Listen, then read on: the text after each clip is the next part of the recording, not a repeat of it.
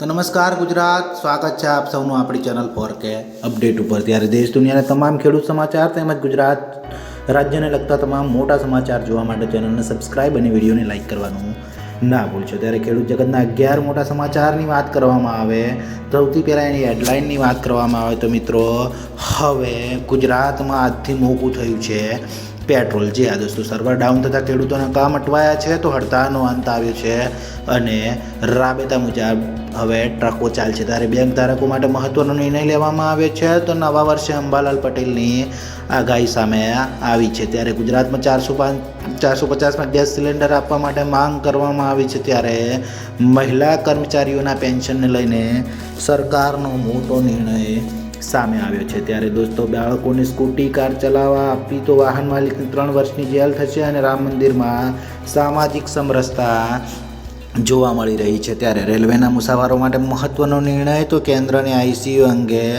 માર્ગદર્શિકા બહાર પાડી છે। આ તમામ ખેડૂત સમાચાર તેમજ ગુજરાતના મોટા સમાચાર જોવા માટે વિડીયોને છેલ્લે સુધી જોજો, કેમ કે આ સમાચાર તમારા માટે થઈ શકે છે ખૂબ જ કામના। ત્યારે ગુજરાતમાં એક વાત ચાલી રહી હતી છેલ્લા ઘણા દિવસથી કે પેટ્રોલ સસ્તું થશે, પરંતુ મોંઘવારી એકવાર ફરીથી માથું ઉંચક્યું છે। ત્યારે દોસ્તો વાહન ચાલકો માટે સારા મોટા સમાચાર કહી શકાય, કેમ કે ગુજરાતમાં વધ્યા પેટ્રોલના ભાવ। ત્યારે ડીઝલમાં કોઈ ફેરફાર નથી થયો અને ગુજરાતમાં પેટ્રોલના ભાવમાં 84 પૈસાનો વધારો થયો છે। ત્યારે ડીઝલની કિંમતમાં કોઈ ફેરફાર થયો નથી, જે તમારા ખિસ્સા પર અસર કરી શકે છે। ત્યારબાદ બીજા મોટા સમાચારની વાત કરવામાં આવે તો હવે સર્વર ડાઉન થતાં ખેડૂતોના કામ અટવાયા છે, એટલે કે ટેકનિકલ ખામીના કારણે રાજ્ય સરકારનું એનઆઈસી સર્વર ડાઉન થતાં રાજ્યના ખેડૂતોને હાલાકીનો સામનો કરવો પડી રહ્યો છે। ત્યારે મિત્રો સર્વર ડાઉન થતાં 7, 12 અને 8ના ઉતારાની નકલ નીકળવાનું બંધ થઈ ગયું છે, જેને લઈને ખેડૂતોના અનેક કામ અટવાયા છે, જે ખૂબ જ મોટા સમાચાર આવી રહ્યા છે। ત્યારે મિત્રો હડતાળનો અંત આવ્યો છે જે ટ્રક ચાલકોની હતી તેનો। જી હા મિત્રો, ભારતીય ન્યાયિક સંહિતા હેઠળ હિટ એન્ડ રન કેસમાં સજાને લઈને દેશભરમાં ટ્રક અને ઓઇલ ટેન્કરના ડ્રાઈવરો હડતાળ પર હતા। જોકે ગૃહ મંત્રાલય સાથેની બેઠક બાદ ટ્રાન્સપોર્ટ એસોસિએશનના પ્રમુખે હડતાળ સમાપ્ત કરવાની જાહેરાત કરી છે અને હાલમાં આ કાયદાનો અમલ નહીં થાય તે અંગે સહમતિ બની છે, જે ખૂબ જ મોટા સમાચાર આવી રહ્યા છે। ત્યારબાદ બીજા મોટા સમાચારની વાત કરવામાં આવે તો બેંક ખાતા ધારકો માટે મહત્વનો નિર્ણય લેવાયો છે, એટલે કે ઇનઓપરેટિવ બેંક ખાતામાં મિનિમમ બેલેન્સ નિયમ લાગુ પડશે નહીં। મિત્રો રિઝર્વ બેન્કે ઇનઓપરેટિવ બેંક ખાતાઓ માટે હવે વધુ ગંભીરતાથી આગળ વધવા નિર્ણય લીધો છે અને ખાસ કરીને જે ખાતા ઇનઓપરેટિવ છે તે ફરી શરૂ કરવાના નિયમો હળવા બનાવ્યા છે। તો આ પ્રકારના ખાતા મારફત નાણાકીય છેતરપિંડી રોકવા માટે પણ ચોક્કસ નિયમો આકરા બનાવ્યા છે। ત્યારે ખાસ કરીને ઇનઓપરેટિવ ખાતા મારફત જ્યાં સુધી બેંક તેને ઓપરેટિવમાં ફેરવે નહીં ત્યાં સુધી તેમાંથી કોઈ રકમ ઉપાડી કે ટ્રાન્સફર કરી શકશે નહીં। મિત્રો હવે ઇનઓપરેટિવ થતાં ખાતા ચાલુ કરવા માટે બેંકમાં કેવાયસી કરી ફરી કરાવવું પડશે અને તે જે બ્રાન્ચમાં ખાતું હોય ત્યાં જે તે બેંકની કોઈ પણ શાખા પણ આ કેવાયસી કરાવી શકશે અને જો ખાતેદારની માંગણી કરે તેવા સંજોગમાં, જે ખૂબ જ મોટા સમાચાર આવી રહ્યા છે। ત્યારબાદ બીજા મોટા સમાચારની વાત કરવામાં આવે તો નવા વર્ષે અંબાલાલ પટેલની આગાહી, એટલે કે હવામાન નિષ્ણાત અંબાલાલ પટેલે આગાહી કરી છે કે 10 થી 11 જાન્યુઆરી ઠંડી વધી શકે છે। આવામાં ઉત્તરાયણ પર ઠંડા પવનો વાઈ શકે છે અને 5 જાન્યુઆરી સુધીમાં વેસ્ટર્ન ડિસ્ટર્બન્સના કારણે રાજ્યમાં માવઠું પડી શકે છે। ત્યારે મિત્રો પૂર્વ, દક્ષિણ અને સૌરાષ્ટ્રમાં વરસાદ પડી શકે છે। ઉત્તરાયણમાં પણ વાદળછાયું વાતાવરણ રહી શકે છે। મિત્રો વાત કરવામાં આવે સામાન્ય ડિસેમ્બર કરતાં આ ડિસેમ્બર 2023માં ઠંડી ઓછી પડી છે અને હવે જાન્યુઆરીમાં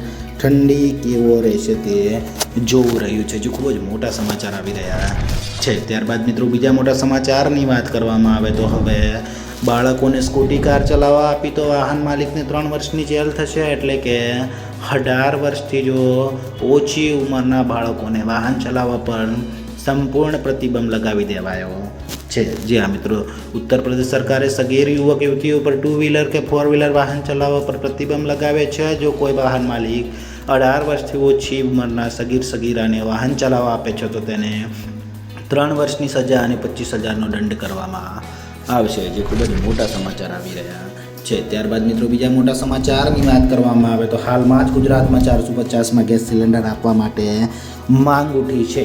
એટલે કે રાજસ્થાનમાં 450માં ગેસ સિલિન્ડર આપવાની જાહેરાત બાદ ગુજરાતમાં પણ આમ આદમીના કાર્યકર્તાઓ દ્વારા 450 રૂપિયામાં સિલિન્ડરની માંગણી કરવામાં આવી છે અને આમ આદમી પાર્ટીના કાર્યકર્તાઓએ વિરોધ કર્યો છે અને ગુજરાતમાં પણ સસ્તો ગેસ સિલિન્ડર અને વિધવાઓને દર મહિને 3000 આપવાની માંગ સાથે આમ આદમી પાર્ટી વિરુદ્ધ પ્રદર્શન કર્યું છે. ત્યારે વિપક્ષ નેતા પાયલ સાકરિયા સહિત લોકોએ ભારત સરકાર સામે વિરોધ નોંધાવી સૂત્રોચ્ચાર કર્યો હતો. જો કે વિરોધ પ્રદર્શન કરનારા આપ કાર્યકરો અને વિપક્ષની નેતાની પોલીસે અટકાયત કરી હતી. મિત્રો જો વાત કરવામાં આવે બીજા મોટા સમાચારની તો મહિલા કર્મચારીઓને પેન્શનને લઈને સરકારનો મોટો નિર્ણય. તો હવે કેન્દ્ર સરકારે મહિલા કર્મચારીઓના પેન્શનને સંતાનોને નોમિનેટ કરી શકાશે.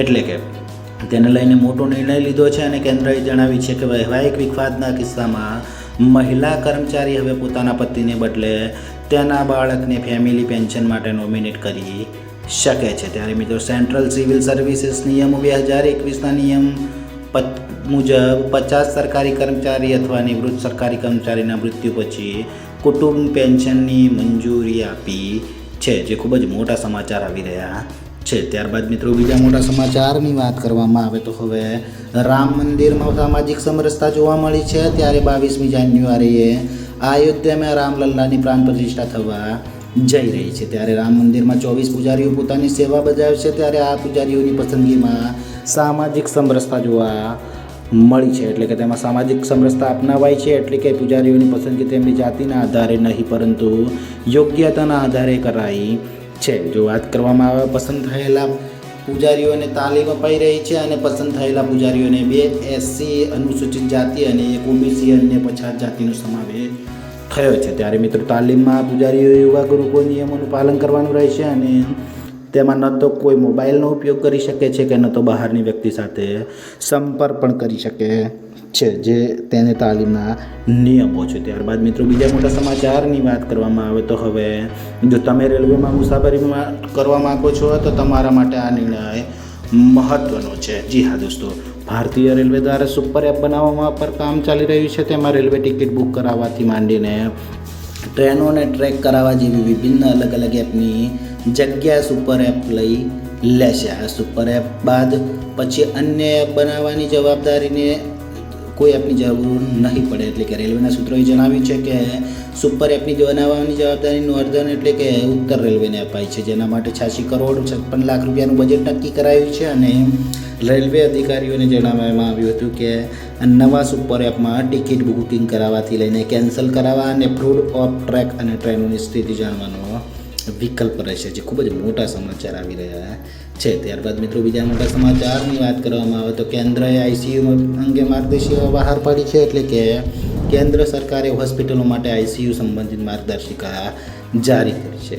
આ અંતર્ગત જો કોઈ દર્દી કે પરિવાર ICUમાં સારવાર લેવાનો ઇનકાર કરે, જો કોઈ રોગ અસાધ્ય હોય અથવા સારવારથી કોઈ ફાયદો ન થાય તો આવા દર્દીઓને ICUમાં દાખલ ન કરવા જોઈએ. અને રોગચાળા આપત્તિ, મોટી સર્જરી પછી અન્ય પરિસ્થિતિઓમાં દર્દીને ICUમાં દાખલ કરવો જોઈએ. જો કે હૃદય અને શ્વસન સંબંધી ગંભીર રોગો ધરાવતા દર્દીઓને ICUમાં રાખવા જોઈએ, જે ખૂબ જ મોટા સમાચાર આવી રહ્યા છે. તો મિત્રો આ હતા ફોરકે અપડેટના 12 મોટા સમાચાર. બીજા સમાચાર જોવા માટે ચેનલને સબસ્ક્રાઈબ અને વિડીયોને લાઈક કરવાનું ના ભૂલશો.